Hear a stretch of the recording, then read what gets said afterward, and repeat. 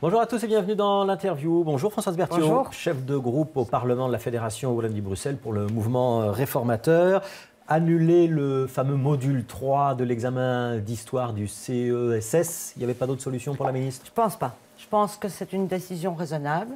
Je pense que tout ministre d'éducation prendrait cette décision-là. À partir du moment où les questions sont connues avant une épreuve, l'épreuve ne peut plus avoir lieu.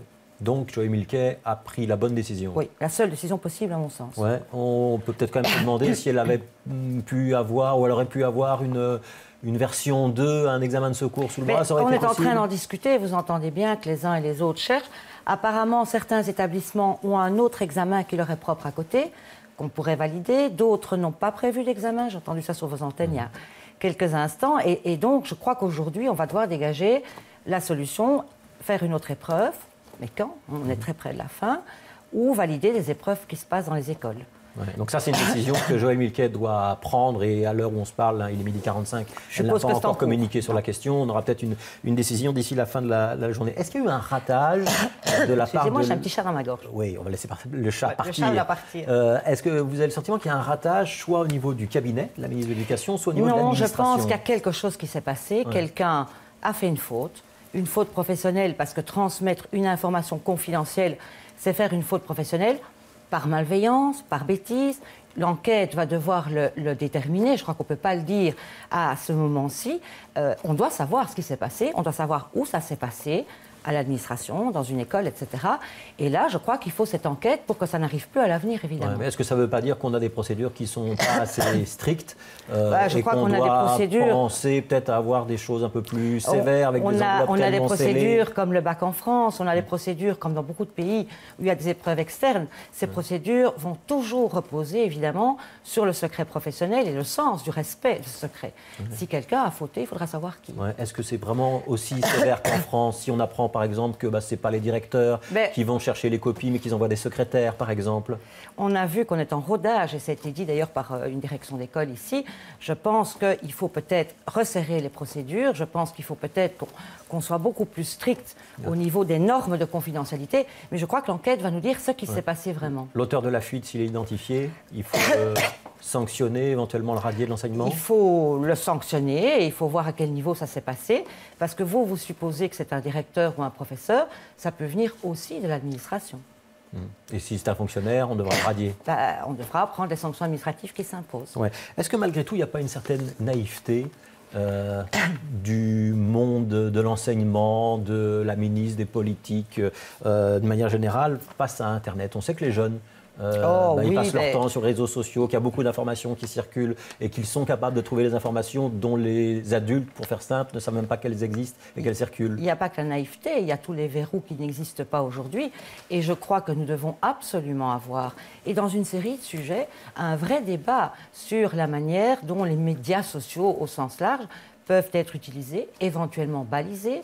On accepte d'avoir ce débat dans la lutte contre le radicalisme, par exemple, de voir si certains sites doivent être fermés. Et je crois qu'on est aussi au début d'une ère où il va falloir mettre dans un monde tout grand ouvert un certain nombre de balises. Ouais, mais est-ce que ça a encore du sens d'organiser des examens ou même d'organiser parfois des devoirs quand on sait que les informations, elles existent toujours quelque part, il y a toujours moyen de les trouver, de les copier, de faire des petites modifications pour échapper aux contrôles automatiques qui sont mis en place? Est-ce que ça a encore du sens? Mais oui, évidemment que ça a du sens. Ouais. Évidemment que ça a du sens. Et c'est pas parce qu'il y a eu une société de la connaissance et de la circulation de l'information, ça a encore du sens. C'est pas parce qu'il y a eu un couac. C'est pas parce qu'il y a eu un couac qu'il faut dire on va jeter le bébé avec l'eau du bain.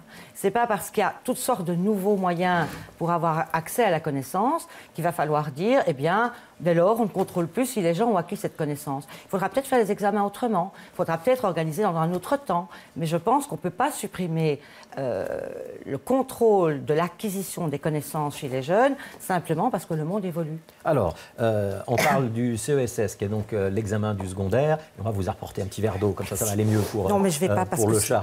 Voilà. Et donc, on parle du CSS, mais il y a également le CEB qui vient de commencer. Certificat d'études de base, ça c'est la fin des primaires. Vous dites que le niveau est trop facile. Mais c'est pas moi qui le dis. J'entends énormément d'enseignants depuis plusieurs années dire que le niveau est beaucoup trop facile, dire que dès lors, on envoie les enfants pas avec un CEB vérité dans le secondaire, mais qu'un CEB, beaucoup disent maintenant niveau 4e primaire, c'est ce que j'entends le plus souvent, et on les envoie vers les exigences du secondaire sans qu'il n'ait jamais eu le vrai contrôle sur les prérequis nécessaires pour aller dans le secondaire. Ça veut dire que le CEB ne vaut rien? Je ne dis pas qu'il ne vaut rien, mais il n'a pas le niveau qu'on pourrait attendre. Et aussi, je pense que le donner à 50%, c'est un peu bas. Parce qu'un enfant qui a 50% au CEB, il a la moitié des savoirs qui sont certifiés, validés. Et ça n'a rien à voir avec un enfant qui a 85%, par exemple. Ouais. Mais ça, c'est le propre de tous les examens. Les examens ont réussi à partir du moment où on a 10 sur 20 ou 5 sur 10. Je pense qu'il faut monter d'abord à 6 sur 10. À ce qu'on appelle la satisfaction, l'enseignement supérieur. Ouais. Et puis, il faudra progressivement remonter ce niveau. Françoise Berthiaud, ça veut dire qu'on fait de l'écrémage? Ça veut dire qu'on va faire redoubler beaucoup d'élèves en fin de primaire? Non. Ça veut dire que pour ça, il faut, dès le début des apprentissages, dès la première primaire, il faut absolument mettre en place un système de remédiation immédiate pour qu'à la première difficulté qu'un enfant ressent, on l'aide à passer au-dessus. Ouais, mais ça, c'est un vœu pieux, ça fait 20 ans qu'on en parle. Non, ce n'est pas un vœu pieux. Si nous avions pu être au gouvernement, mais je vous rappelle qu'il y a 11 ans qu'on n'y est plus, c'est une des premières dispositions que nous aurions prises, c'est d'instaurer la remédiation immédiate dès le début des apprentissages, dès le début des primaires. Oui, mais donc ça veut dire quand même qu'à court terme, si on vous suit avec une cote de 60% ou des examens plus durs ou les deux, on va quand même faire redoubler un paquet d'élèves. Non, ça veut dire que je ne dis pas qu'on va imposer ça d'un coup, d'un soir à un matin. Ça veut dire qu'il faut progressivement et probablement sur plusieurs années remonter le niveau et remonter la cote. Oui, ça veut dire quoi? Ça veut dire que globalement, l'enseignement primaire n'est plus au niveau en Belgique francophone. Je ne dis pas ça non plus. Je dis que globalement, on fait tout pour que l'enseignement primaire ne puisse pas atteindre les objectifs d'amener des enfants secondaires avec tout ce qu'il faut pour pouvoir réussir. Vous voyez le taux d'échec en secondaire, vous voyez le taux d'abandon en secondaire, c'est effrayant. Ouais, c'est la faute des profs? Non, je ne pense pas. C'est la faute de qui? Je pense que c'est la faute du système scolaire qui a empêché de plus en plus les profs de faire librement leur métier pédagogique, qui empêche de faire des dictées, qui empêche de faire des drills, qui empêche.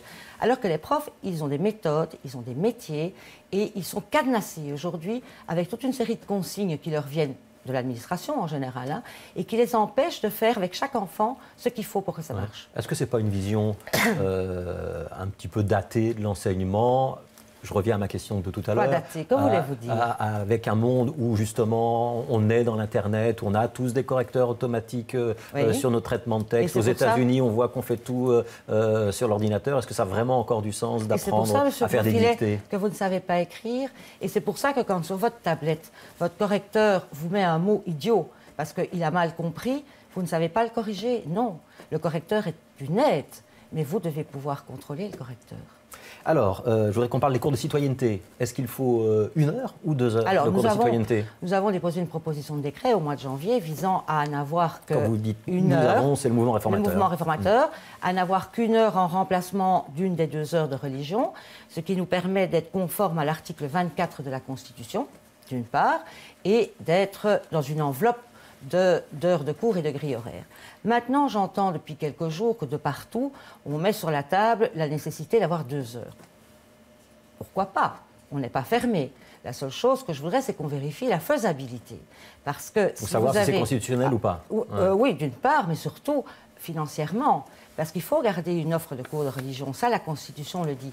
Donc, si on garde 1 heure de religion, 2 heures de citoyenneté, il y a 1 heure en plus dans chaque grille horaire. Est-ce qu'on a les moyens de la payer? Voilà. Ouais.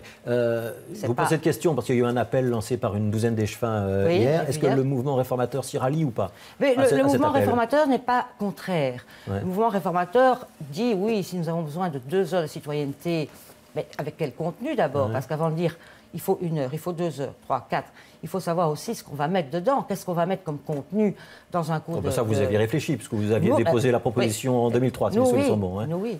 Mais je voudrais savoir qu'on ait une discussion. Qu'est-ce que les autres envisagent de mettre dedans? Il y a une tendance qui se dessine derrière ces propositions, cet appel de la douzaine d'échevins, c'est de se dire, tiens, on va faire 2 heures de cours de citoyenneté, ça remplace à peu près la morale, et puis on va renvoyer la religion dans les matières optionnelles. On fera en plus si on a envie de le faire. C'est jouable ou c'est pas jouable? Ils ne connaissent pas bien le système. On peut avoir des cours à option dans le secondaire. OK. Mais dans le primaire, il n'y a pas de cours à option. Et de toute façon, si on rajoute ce cours, c'est un cours de plus à la grille horaire. Je ne suis pas contraire, moi. Mais quel va être le coût de cette opération? C'est une des questions que nous avons sur la table pour le groupe de travail qu'on va avoir d'ailleurs demain matin au Parlement. Ouais. Vous êtes associé donc au groupe de travail lancé au Parlement de Fédération Wallonie-Bruxelles. Ça va dans le bon sens? C'est une main tendue de la majorité? C'est une main tendue. Maintenant, on va voir ce qu'on va pouvoir y faire. Est-ce qu'on va, et c'est toujours dans ce genre de choses, majorité-opposition, est-ce qu'on va avoir le plus petit commun? Il y a deux clivages possibles. Il y a majorité-opposition, comme vous le dites, mais il y a aussi les laïcs contre les autres. Il faudrait éviter qu'on en arrive là. Ouais. Si vous il y a un danger de rallumer la guerre scolaire avec ces matières-là. Il faudrait éviter de rallumer la guerre scolaire, c'est vraiment pas le moment. On vient de parler d'examen, de CEB, l'école a vraiment besoin d'autre chose. Oui, alors on vient de parler donc, du tour de citoyenneté, ça c'est théoriquement pour la rentrée 2016, on sera prêt? Je ne sais pas. Ça veut dire ça ne dépend pas de moi. Mais oui, ça ne dépend pas de moi. Il faut d'abord que la majorité en son sein s'accorde. Si la majorité en son sein n'arrive pas à s'accorder, et pour le moment, vous avez bien vu, ça grince, il n'y aura pas de décret. Et s'il n'y a pas de décret, il n'y a pas de cours. Ouais. Alors ça, c'est pour la rentrée 2016. En attendant, donc, il y a l'encadrement pédagogique alternatif. Il n'y a pas encore. Hein. Il n'y a pas encore. Ah non, il n'y a pas de décret. Il y a un avis du Conseil d'État sur le projet de décret. Projet de décret de Joël Milliquet. Avant le projet de décret. Donc on n'a jamais rien vu. Avis du Conseil d'État assez négatif. Très, très négatif. Et je ne sais pas comment on pourrait passer outre. On peut toujours passer outre et dire on vote le décret, c'est bien. J'ai déjà vu des gouvernements qui se souciaient assez peu des remarques du Conseil d'État. Oui, mais le danger, c'est que tout ce que le Conseil d'État épingle fait qu'alors ce décret serait annulable. Ouais, et donc, elle doit revoir son avant-projet de décret, Joël Milliquet, ou est-ce qu'elle doit juste transformer les cours de morale en cours neutres? C'est la nouvelle idée qui vient de sortir. Là, il faut vérifier dans quelle mesure, comme elle le dit, il suffit de changer 2 mots dans le décret de 94 pour que ça marche. Si c'était si simple, ça se saurait. Donc ça, il faut vérifier juridiquement. Donc ça veut dire que vous n'y croyez pas tellement? J'attends voir, mais je vois surtout qu'il y a beaucoup de cafouillage. Hein. Sur le fond, un prof de morale, dont on sait qu'il y a parfois des profs de morale qui sont assez engagés dans la laïcité, ça peut devenir un prof neutre, avec beaucoup de guillemets. Le Conseil d'État met ça tout à fait en doute. Et donc, si le Conseil d'État met ça en doute, ce système d'encadrement s'effondre par lui-même, puisque ce sont les professeurs de religion ou de morale qui perdraient des heures qui devraient l'assurer. Et si le Conseil d'État dit que par nature, ils ne peuvent pas l'assurer, tout le système s'effondre. On va être prêt pour la rentrée de septembre? J'en doute. Votre dernier examen, ça remonte à quand? Oh là là, il y a des années, il y a quand même pas mal d'années, donc je ne les compte plus, c'est pas favorable pour... Est-ce que vous n'avez jamais triché dans un examen? Jamais. Jamais. Moi, je suis très, très honnête dans ma nature. Merci d'avoir été l'invité de l'interview. Demain, c'est Fadil Al-Hanan, secrétaire d'État bruxelloise, chargée notamment de la propreté publique, qui sera notre invité. À demain. Merci pour le chat.